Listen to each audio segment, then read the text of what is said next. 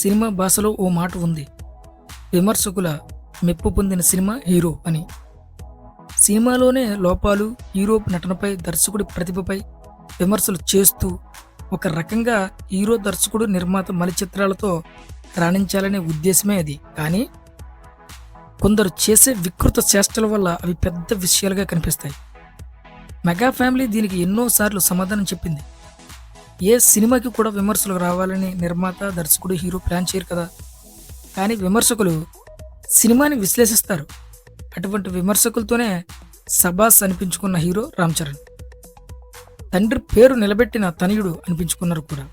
Present generation star హీరోగా రాణిస్తున్నాడు.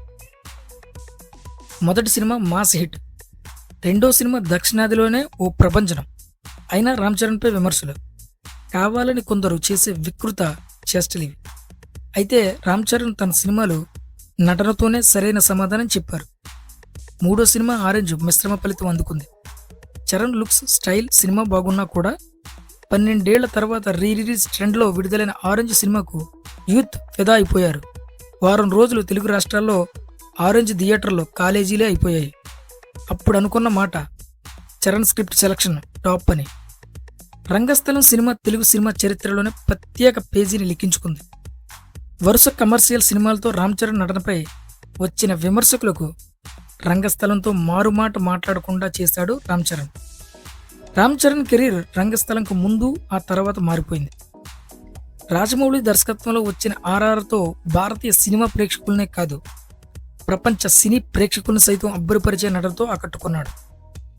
ఎన్నో international సినీ వేదికలపై రామ్ చరణ్ కీర్తి మారుమోగింది. ఏకంగా టైటానిక్, అవతార్ చిత్రాల దర్శకుడు జేమ్స్ కెమెరాన్ సైతం రామ్ క్యారెక్టర్ అదిరిపోయిందని చెప్పడం ఇందుకు నిదర్శనం. తెలుగు రాష్ట్రాల్లో వీరాభిమానులు, దేశం అంతర్జాతీయంగా అభిమానులు, జపాన్లో వీరాభిమానులు రామ్ చరణ్ కూడా ఉన్నారు. ఇది తాను సాధించిన కీర్తి. చిరంజీవి కుమారుడిగా ఇమేజ్ మొదటి 2 సినిమాలకే, ఆ తర్వాత ఎంత ప్రతిభ చూపుతున్నారన్నది ప్రశ్న. రామ్ చరణ్ ఇందులో పూర్తి సక్సెస్ అయిన గ్లోబల్ స్టార్.